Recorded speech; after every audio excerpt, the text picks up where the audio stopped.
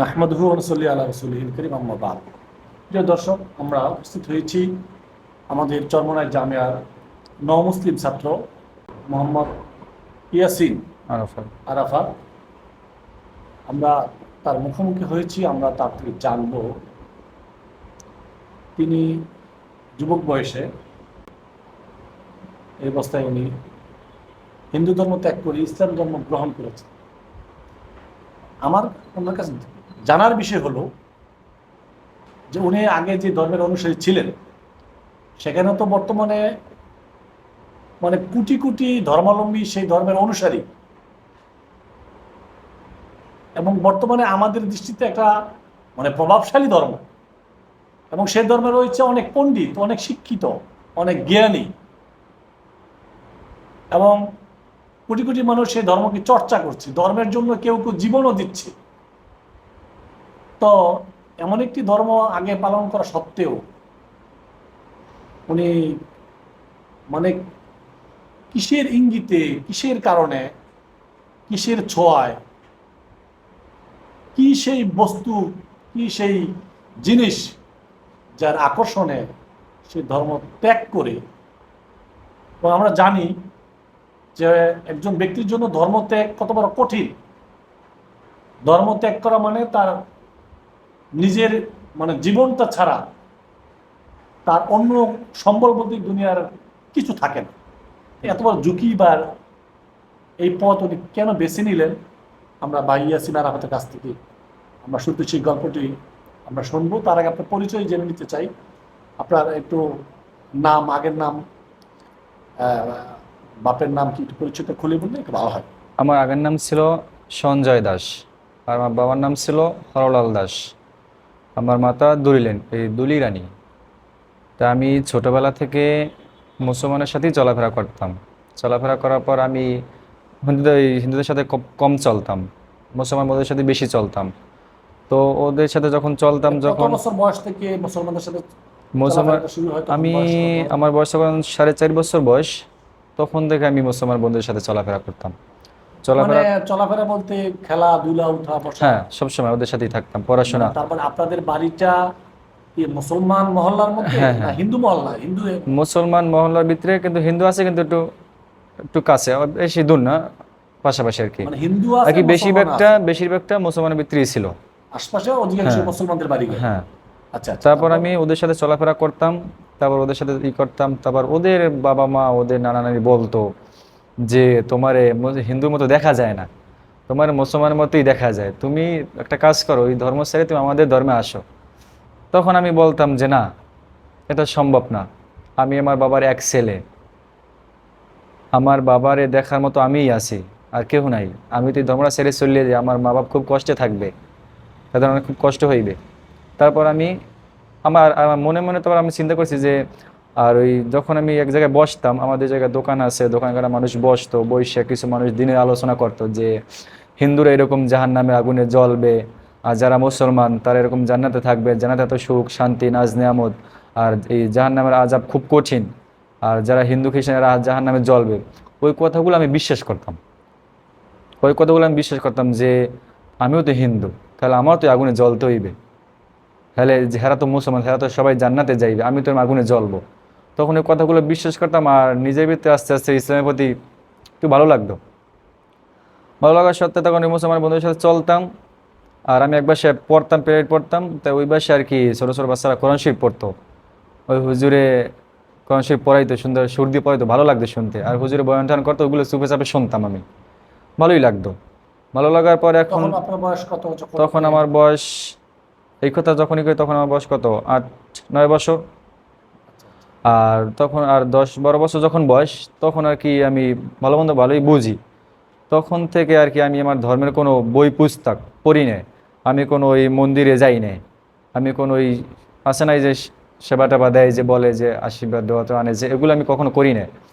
আবার এই যে আমাদের ভিতরে যে এই হিন্দু ধর্মের যে পূজা টুজা ছিল, ওই পূজা টুজা যাইতাম ঠিকই, কিন্তু আমি দূরে দূরে থাকতাম। আম্মু বলতো বছরে একটা দিন তুমি আইসো, মার কাছ থেকে কিছু আশীর্বাদ নেবা, প্রসাদ খাবা। আমি বলতাম যেগুলো আমি নিছি, নেওয়া হয়েছে। আমার চলাফেরাটাই অন্যরকম ছিল, কিন্তু আমার যে চলাফেরাটা অন্যরকম, আম্মুটা কিছুটা বুঝতে পারছে যে এনার চলারকম একটু অন্যরকম। আম্মু আমার এটা নজিরাটা আগেই পাইছে। তখন আমার মুসলমান ওই যে বন্ধুদের সাথে চলাফেরা করতাম, ওদের আম্মু আম্মু বলতো যে আচ্ছা, আমার প্রশ্ন হলো, আব্বা আম্মার সাথে তো বিভিন্ন পূজা অনুষ্ঠান তো যাওয়া হইতো। হ্যাঁ, তো পূজা অনুষ্ঠানের যে কালচারগুলি আছে, হুম, যে কর্মগুলি করা হয়, পূজার যে অনুষ্ঠানগুলি, এইগুলি আপনার কাছে তখন কেমন লাগতো? এই বিষয়গুলি কেমন লাগতো? ওগুলো তখন, এখন যতটা ইসলামের প্রতি যতটা আমি বুঝতে পারছি, তখন তো ইসলামটা অতটা ভালোভাবে বুঝি নাই। তখন আমি চোখের দিকে ভালো লাগতো, কিন্তু মনের দিকে ভালো লাগতো না। যে ওই মানুষ বলতো যে যারা হিন্দুদের, যারা এরা এইগুলো করে ওইগুলো করে, এতে তারা জাহান্নামে আগুনে জ্বলবে। তখন আমি চোখে ভালো লাগতো, কিন্তু অন্তরের দিক দিয়ে ভালো লাগতো না যে আমি তো এগুলো করি, বা ভালো লাগতো, ভালোই লাগতো না আর কি। আমি ওই হিন্দু ধর্মে কোনো শান্তি খুঁজে পাই নাই, মানসিক শান্তি খুঁজে পাই নাই হিন্দু ধর্মে। তখন আমি ওইটা যাইতাম না, আর ওই আমাদের হিন্দু ধর্মের কোনো বই পুস্তক পড়তাম না। যখন আমি পড়াশোনা করতাম, আমার আব্বু আম্মু এমনি কি বলতো। হিন্দু ফ্যামিলিগুলিতে, হ্যাঁ, যেমন আমাদের যারা মোটামুটি মুসলিম যারা সচেতন, হ্যাঁ, তারা তো প্রত্যেকেই চেষ্টা করে নিজের নিজের সন্তানকে কমপক্ষে কোরআন শরীফ পড়ানো, ধর্মীয় শিক্ষা দেওয়া, একটু দোয়া কালাম শিক্ষা দেওয়া, হুম, বা এদেরকে মাদ্রাসায় পড়ানো। যারা একটু বেশি অ্যাডভান্স, তারা চিন্তা করে ছেলেদেরকে তো মানে ধর্ম পালন করাই ছিল, তাকে তো ধর্মীয় জ্ঞান দিতে হবে, সেই জন্য তাকে মাদ্রাসায় পড়ানো। এই ধরনের কি কোনো মানে কালচার কি হিন্দু পরিবারগুলিতে কি নাই, বা তারা কিছু কি? তারা শিখে। আর তাছাড়া আমার যতটা শিখাইবে, আমার বাপসা ছাড়া 5 ভাই, এক বোন। তো আমার বাপসা ছাড়া 5 ভাইয়ের ভিতরে আমার বাবা আর আমার বড় চাচা এরা হিন্দু আছে, আর বাকি না, 3জন। ওইটার উত্তর কিন্তু আমি পাইনি। কোনটা? এই যে যে তাহলে হিন্দুদের মধ্যে কিরকম একটা মানে অস্থিরতা বা এরকম একটা চাপ আছে কিনা, যে আমার ছেলেকে পুরোপুরি হিন্দু বানাইতে হবে, তাকে হিন্দু কালচার শিখাতে হবে, তাদের হিন্দু ধর্মীয় গ্রন্থ তাকে শিক্ষা দিতে হবে, এই ধরনের কোনো তাদের মধ্যে পেরেশানি আছে কিনা? পেরেশানি বলতে, যেমন মুসলমানের ভিতরে তারা চেষ্টা করে, যথাসাধ্য চেষ্টা করে, না পড়লে মারে, যে তুমি কেন পড়বা না, শিখার ওটার ভিতরে কোনো মারে না, যে তোমার নিজে পড়াইতেছে, যেমন আমরা জেনারেল যেরকম পড়াশোনা করে ওইরকম পড়তে আছে। মানে ওই কোনো এর ভিতরে চাপাচাপি কোনো নেই। চাপাচাপি নেই, যে তোমার শিখতেই হইবে, এটা তোমার শিখাইতেই হইবে। যেমন মুসলমানের ভিতরে দিনই এলেম শিক্ষা করা ফরজ, যতটুকু লাগবে অতটুকু। ওটার ভিতরে কোনোই নেই, তুমি শিখলা শিখলা, না শিখলে না শিখলা। মানে ঐচ্ছিক সাবজেক্ট। ও ওই আর কি, ওটা কোনো চাপাচাপি নেই যে তোমার শিখতেই হইবে, এরকম কিছু না। এই জন্য আর আমি, তাছাড়া আমার যে যারা চাপ সৃষ্টি করবে, আমার বাচ্চা যারা 5 ভাই, এর ভিতরে 3 ভাই মুসলমান, আমার আচ্ছা, 3 চাচা মুসলমান। তার আগে মুসলমান হয়ে তারা গেছে। মুসলমান হয়েছে তখন আমার বয়স কত, ওই 4.5 বছর বয়স। তারা মুসলমান হয়ে তারা ঢাকায় চলে আসে। আর তারপরে ঢাকায় চলে যাওয়ার পর তারপর ওই আমার বাবারে, আমার দাদার মানুষ বলতো যে তোমরা কেন মুসলমান হও না, তোমরা হও এটি। তো ওই বলার পর আমার বাবারা সব ভারত চলে যায়, আমার মাকে রাইখা যায়। মাকে রাইখা যাওয়ার পর তখন আমি মাকে নিয়ে থাকি, নানা বাড়িতে থাকি। তখন নানু বাড়ি এসে আর কি ওই যে মুসলমান বন্ধুদের সাথে চলাফেরা এটি করতাম। এগুলো করার পর তারপর যখন একটু মোটামুটি বয়স হয়েছে, তখন আর ভালো লাগে না। আর এই কথাটা আমি আমার বন্ধুর সাথে বলতেও পারি না, যে আমি যদি আমার বন্ধুর সাথে বলি, তাহলে দেখা গেছে আমার বন্ধু আজকে আরেকজনের সাথে বলবে, কালকে আরেকজনের সাথে বলবে, বলতে বলতে কথাটা ছড়াই যাইবে।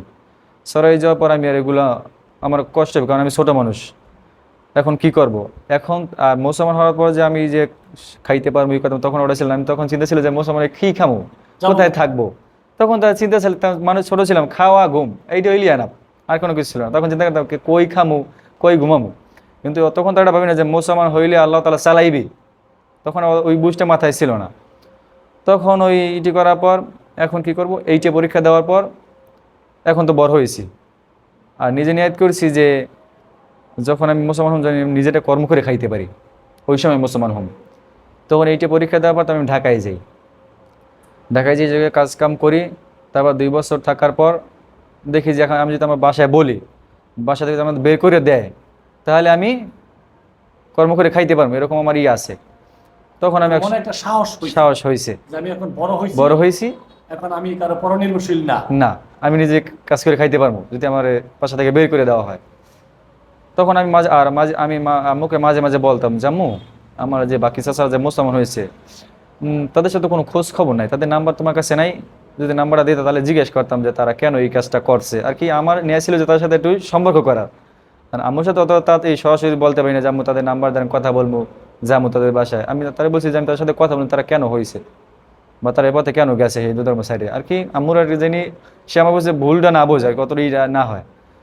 তখন ওই থেকে আম্মু একটু বোঝে যে না, ও যে কেন নাম্বার যে কেন চায়। তাছাড়া আমার চলাফেরা অন্যরকম ছিল, ওই যে পূজা আশ্রয় গেলে করতাম না, আর আমি ধর্মের বই পুস্তক পড়তাম না। তখন আম্মু বলছে যে কে বাবা তুমি তাদের নাম্বার কেন চাও? কই না আমার চাচা, আমার তাদের খোঁজখবর রাখা লাগবে না? খোঁজখবর রাখা লাগবে, এই খোঁজখবর রাখবো তারা কীরকম আছে বা কী করে। আম্মু বলছে না তাদের নাম্বার নাই। তারপর আমি নাই, তারপর ঢাকা চলে গেছি। চাচাদের কি নাম? নামটা তখন আমার 4.5 বছর বয়স, ভালো এখন মনে নেই এখনো জানা এখন নেই? না, জানা নাই। ওই যে আম্মু ওটা বলছে নাম্বার দিবে না, এই জন্য নাম্বার আনতেও পারিনি। তখন আমি ঢাকায় চলে যাওয়ার পর তখন এখন ওই বাড়িতে আসলে আমি বাড়িতে শুধু রাতেরটুকু থাকতাম, তাছাড়া আর থাকতাম না, কারণ ওই ভালো লাগতো না। তাছাড়া দেখেন আমরা যখন মুসলমান বাড়ির ভিতরে ঢুকি, ঢুকলে যেন বডি সব কিছু একটা হালকা হালকা লাগে। আর হিন্দুদের বাড়ির ভিতরে ঢুকলে কেমন জানি সব কিছু চাপানি লাগে, কেমন জানি অন্ধকার লাগে, বা কোনো গা কত খোলামেলা করা যায় না, ভালোই লাগে না, কারণ জানি অশান্তি হয়ে যায়। আর মুসলমান বাড়ির ভিতরে ঢুকলে খোলামেলা খুব ভালো লাগে, হাওয়া বাতাস সব দিকে।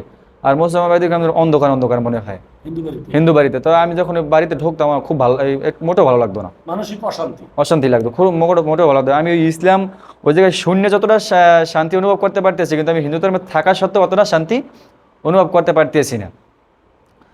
তখন আমি চিন্তা করলাম এরকম তো থাকা যায় না। আর তাছাড়া মাঝে মাঝে আমি ওই সলমান হুজুরের বয়ান শুনতাম, আর হুজুরের বয়ান শুনতাম। আমি যত বয়ান আর বয়ান শুনতাম রাত গভীর রাত্রে, মা যখন ঘুমিয়ে যেত তখন তখন আমি কানে হেডফোন দিয়ে বয়ান শুনতাম, তখন কান্নাকাটি করতাম। তখন আমি একদিন স্বপ্নে দেখি যে আমি রাস্তা দিয়ে যাইতেছি, আমাদের বড় রাস্তা দিয়ে যাইতেছি, যাওয়ার পর দেখছি যে মাটির নিচে প্রচুর পরিমাণে আগুন, আমি যেদিকে তাকে সেদিকেই আগুন, আমি রাস্তায় দিয়ে হাঁটে যাইতেছি। তখন আমার খুব ভয় হয়, ওই রাত্রে কান্না করতে করতে বালিশ অনেকখানি ভিজে গেছে, এত ভয়।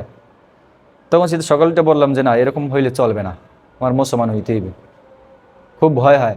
আর রাত্রে খাবার পর ঘুমাইতে গেলেই চিন্তা যে আমি যদি মারা যাই, আমি যদি হঠাৎ করে মারা যাই তাহলে আমিও তো জাহান নামে জ্বলবো, যত দূরত্ব মুসলমান হওয়া সম্ভব। এই জন্য তারপর আমি আম্মুরে বলি যে আম্মু এই যে মূর্তিটা বানাইছে, মূর্তিটা কে বানাইছে? তুমি বানাইছো না মূর্তি কি নিজে নিজে তৈরি হয়েছে? তখন বলছে না এটা আমাদের মতো মানুষ বানাইছে। তাহলে মূর্তির স্রষ্টা তো তুমি, ওটাকে তুমি বানাইছো, তাহলে তো ও তোমার কাছে চাইবে, ওর কাছে তো আর তুমি চাইতে পারবা না, তাহলে তুমি কেন ওর কাছে চাও? কয় বাবা তুমি এই কথা কেন বলো? আমি কই না কথা বলি, তুমি একটা জবাব দাও, তুমি যে মূর্তিটা বানাইছো মূর্তিটার স্রষ্টা তো তুমি, তোমার তার স্রষ্টা মূর্তি না, মূর্তি তো আর তোমার বানায় না। কয় বানাইছে না তাই? আমি কি বানাইলে কিরম বানাইলে? হ্যাঁ তোমরা হ্যাঁ তোমরা যে তোমার স্রষ্টা হ্যাঁ তুমি দেখলা না, জানলা না, হ্যাঁ তুমি কেমন হ্যাঁ বানাইলা? এই কথা বলার পর আম্মু খুব কান্নাকাটি করতে আসে। তখন আমি বললাম আম্মু দেখো, একটা গরুর বাচ্চা, ওর সামনে যেটা বড়টা গরু মাটি দিয়ে একটা গরু বানিয়ে রাখা হয়, ওই বাচ্চাটায় বুঝবে যে এটা একটা মাটির গরু, এটা আমাকে দুধ দিবে না, আর এটা ঘাস খাইতেও পারে না, এটা আমাকে দুধ, ওটার কাছেই যাইবে না, ওটা দুর্গুণ দেখতে পারবে যে ওটা মাটির একটা গরু। কিন্তু তুমি মানুষই বোঝে না যে কোনটা আসল কোনটা নকল। তুমি এখনো ভুল পথ আছো মা, তুমি আমার সাথে আসো, তোমার কোনো কিছু লাগবে না, তুমি খালি 5 ওয়াক্ত নামাজ সোজা করবা, আল্লাহ বিল্লাহ করবা, আর বাসা বের আনবা, আমাদেরকে রান্না খাওয়াবা, তোমার কোনো বাইরে কোনো কাজ কাম কিছু লাগবে না, আল্লাহ সব ব্যবস্থা করবে, তুমি আসো। তখন আম্মু খুব কান্নাকাটি করে, আসে না। ধর্মের মায়া ত্যাগ করে আসাটা মুহের কথা না, খুব কষ্ট হয়েছে। আমার আম্মু 3-4 দিন কিছু খায় নাই, আর আমার তো কোনো ক্ষুদাই না, আমার খালি সারাদিন কান্নাকাটি। তখন এই কথা বলার পর আম্মু এটা তো কি ইসলাম গ্রহণ করার আগের ঘটনা? আগে যেদিন আগের ইসলাম গ্রহণ করার 4-5 দিন আগে যেদিন আর কি সব কিছু আম্মুকে খুললে বলছি, ওই দিনকার বলার পর তারপর আম্মু খুব কান্নাকাটি করতে আসে। আর আমি আম্মুর বলেছি আম্মু দেখো তুমি যদি মুসলমান হও তাহলে তুমি আমার কাছে ফোন দিবা, আর যদি মুসলমান না হও তাহলে আমার কাছে আর ফোন দিবা না। আম্মু তো খুব কান্নাকাটি করে খুব ভেঙে পড়ছে কান্নাকাটিতে। তারপর এখন আম্মু বা পরে ফোন দিচ্ছে, আম্মু নিয়ে আইতেছে যে আমার কীভাবে দেশে নিবে।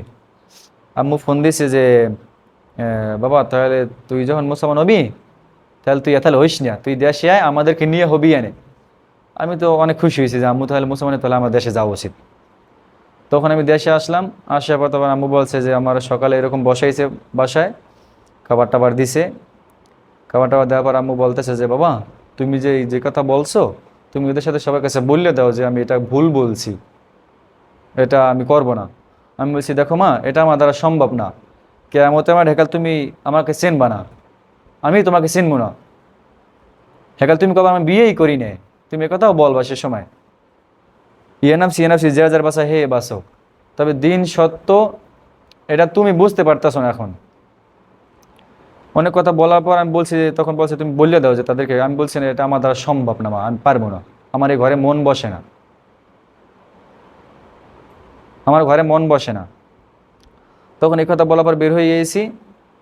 বের হওয়ার পর বাইরে আইসি, বাইরে আইসে মানুষ অনেক কথা বলতে আছে যে তুমি মুসলমান হইলে ভালো হয়, বা তুমি মুসলমান হইতেছো, তোমার পরিবার কি অবস্থা হইবে। আমি কিছু পরিবার যা হয় হোক, তারা ভুল পথে আছে, তাদেরকে বলছি তারা আসবে না, আর কি করার আছে। এই কথা বলার পর তারপর আমি এখন কি করব, আমার এলাকায় বন্ধু বান্ধব ছিল, ওই যে বন্ধু বান্ধবের সাথে চলতাম, এদেরকে নিয়ে পরামর্শ করলাম যে তাহলে কি করা যায়, আর দ্রুত তাড়াতাড়ি করতে হইবে। তারপরের দিন কোর্টে চলে গেলাম। যাইয়া কোর্টে যাওয়ার পর তারপর ওই দিনকে আর কি এফিডেভিট করতে পারি না, ওই দিনকে আর কি কালেমা পড়া মুসলমান হইয়া বাড়িতে আসি। পরের দিন যাইয়া কোর্টে এফিডেভিট করি। এটা কত সালের ঘটনা? এটা হচ্ছে 2020-এর। আপনার বয়স কত? তখন বয়স 19 বছর। এখন 19 বছর কি 20 বছর, 20 বছর এরকম। তারপর কি হইলো? ওই মুসলমান হওয়ার পর, তারপর তো ঢাকা চলে আইসি। আইসা তারপর কিছুদিন থাকলাম, তারপর চিন্তা ভাবনা করলাম যে আমি যে মুসলমান হয়েছি, যদি নিজে নামাজ কালামটাও যদি না পড়তে পারি, তাহলে তো মানুষ বলবে যে কিসের জন্য মুসলমান হয়েছো, তাহলে তো আমার ভিতরে জাহান্নামে ভয় রইল না। তারপর চিন্তা ভাবনা করলাম যে তাহলে আমি কিছু সূরা কেরাত শিখতে, বা কিছু নামাজ কালাম পড়তে যতগুলো কথা শিখতে মাদ্রাসায় পড়া উচিত। তখন আমি কোরবানিতে দেশে আসি।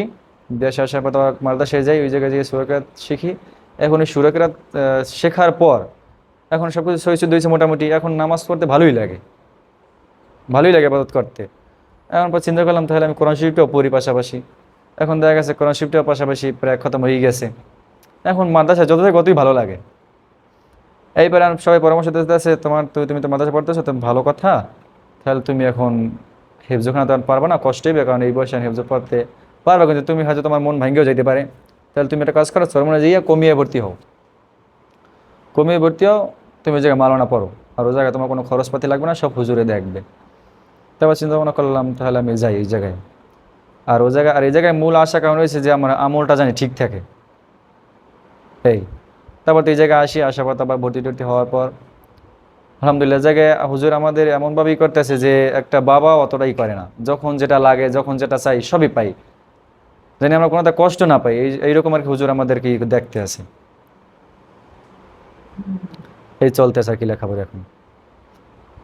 মুসলমান হওয়ার পরে মানে আত্মীয় স্বজন বা কারো তরফ থেকে কোনো ধরনের মানে ঝামেলা বা কোনো অসুবিধার ওই যে বললাম, যারা ঝামেলা করবে, আমার বাকি 3-4 তো তারা মুসলমান, তারা ঝামেলা করবে, তারা তো নাই, তারা তো মুসলমান হয়েই গেছে। আর বাবা আর দাদা এরা তো ভারত। ভারতেই থাকে। হ্যাঁ, আর যারা করবে, কারণ ওই যে আমার মুসলমান বন্ধু বান্ধব বেশি, এই জন্য তারা করে না যে এদের সাথে এত ঝামেলা করলে পারবো না বা করবো না, এই জন্য তারা ঝামেলা করে নাই। তো মাকে এখনো বুঝাই, কিন্তু মা বুঝতে চায় না। এই মূল কথা, এখনো মাঝে মাঝে বুঝাই, আম্মু তুমি আসো। আমি এরকম বলছি যে আম্মু তুমি আসো, তুমি ইসলাম ধর্মে আসো, না আসলে বুঝবা না। তুমি আইসা আমার কাছে 1 মাস থাকো, তোমার কালেমা পড়া লাগবে না, তুমি আইসা শুধু থাকো, দেখো আমি কীরকম কী করি, নামাজ কালাম কীরকম, তুমি কিছু শোনো, কথাবার্তা শোনো, যদি ভালো লাগে তাহলে তুমি মুসলমান হই, আর যদি ভালো না লাগে তাহলে তুমি আবার যাইও, সমস্যা নেই। মা বলতেছে না, তুমি গেছো, ভালো থাকো। কয় ভাই তোমরা? আমরা 1 ভাই 1 বোন। বড় কে? আমি বল। এখন আলহামদুলিল্লাহ ইসলাম গ্রহণ করো, এখন অনুভূতিটা কি, মানে কোথা থেকে আসলাম, কি করতেছি? এই তো বললাম, আমাদের মুসলিম যুবকদের প্রতি মেসেজটা কি? এটা খুবই ভালো লাগে, আমাদের ইসলাম যা আসছি খুবই ভালো। কিন্তু আমি মুসলমান বন্ধুদের, আমার যে বন্ধু বান্ধব এদেরকে বলতে চাই যে ওরা, এই যে আমি আমার বন্ধু বান্ধব চলাফেরা করছি, ওরা অনেকেই সূরা কেরাত ভালো জানে না। ওরা সূরা কেরাত জানে না, তাছাড়া মাসলা মাসিল জানে না, নামাজ কালাম পড়ে নামাজের ভিতরে কোনো শান্তি অনুভব করতে পারতেছে না। অনুভব করবে কেমন? তাদের সূরা কেরাত মস্ক নেই। সূরা কেরাত যদি সহি শুদ্ধ না থাকে, যদি ভালো না হয়, তাহলে তো নামাজ পড়ে কোনো শান্তি নেই। এই জন্য ওরা শান্তিটা পাইতেছে না। তাই আমি চাই ওরাও জানি এরকম অন্তত জানি অতটুকু শেখে যে নামাজ কালাম পড়তে যতটুকু লাগে, দিনদার যাতে অতটুকু জানি ওরা শেখে, আমি এতটুকু চাই। কিন্তু আবার আমি দেশে গেলে ওরা হয়তো এখন নামাজ পড়ে না, আমি দেশে গেলে ওদের সবাইকে নিয়ে নামাজ পড়ি। সবাই যখন দোকানের ভিতরে থাকে তখন ওই সবার সামনে বলি যে তোমরা এখন নামাজ পড়ো না, চলো না, আজান দিছে নামাজ পড়তে যাই। তখন লজ্জায় পড়েও যাওয়া লাগে, তখন সবাই নিয়ে যাই। আর আমি দেশে গেলে ওদের আব্বু বলে যে তুমি ওদেরকে নামাজে নিয়ে যাও, যদি না যায় তাহলে লাঠি দিয়ে পিটিতে পিটিতে নিয়ে যাবা নামাজে। আমি ওদেরকে এইটুকুই বলি যে দেখ আমি কোথায় ছিলাম, কোথায় আইছি, তোদেরকে বলি না যে তোরা মাওলানা হ, তোরাই হ, তোরা এতটুকু শেখ যতটুকু তোমার লাগে শিখতে।